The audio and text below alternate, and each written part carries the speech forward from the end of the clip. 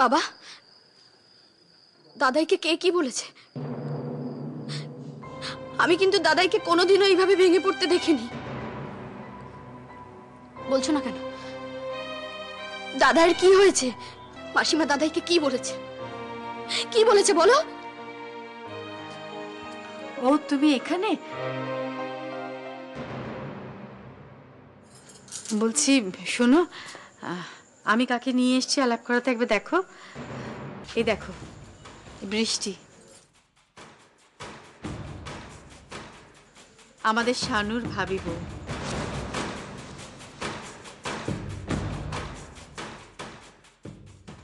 আর আমাদের চ্যাটার্জি বাড়ির ছোট বউ।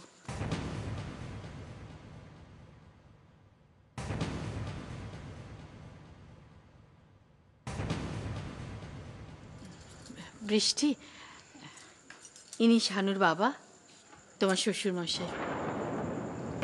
বৃষ্টি, তুমি বরং শানুর সঙ্গে একটু গল্প করো,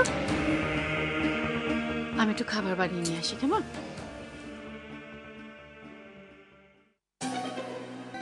নন্দিনী। নন্দিনী?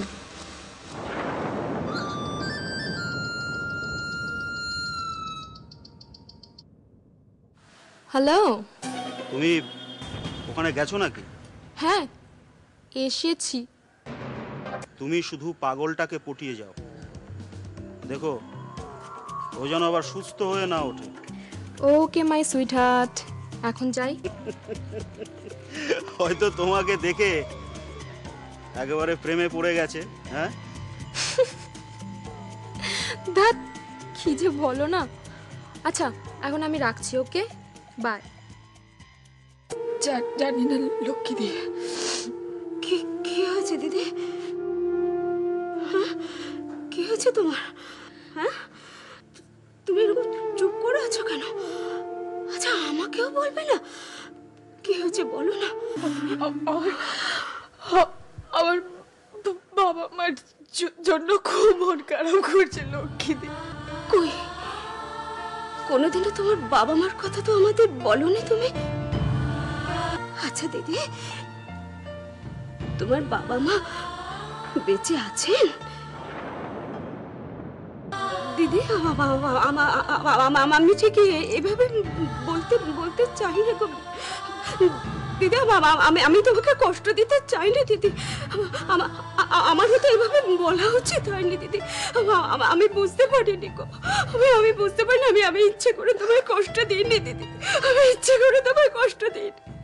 তুমি আর এভাবে কষ্ট পেও না দিদি, আর এভাবে কষ্ট পেও না।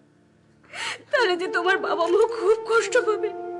তুমি আর এভাবে কষ্ট পেও না দিদি। ছেলেটাকে দেখে তো বোঝাই যায়নি ও এতটা সাংঘাতিক। ছেলেটা নয় বাবা, ওর সঙ্গে আরো একজন ছিল।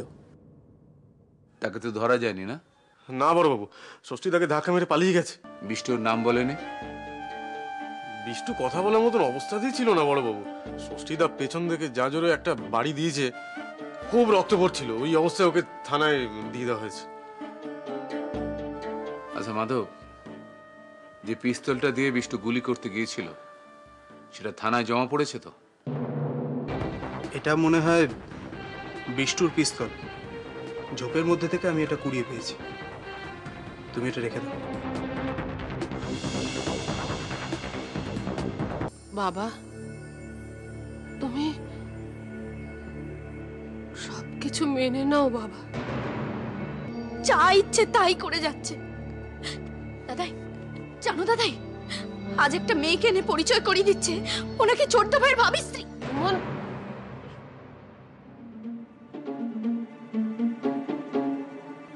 বৃষ্টি, ইনি তোমার দাদা শ্বশুর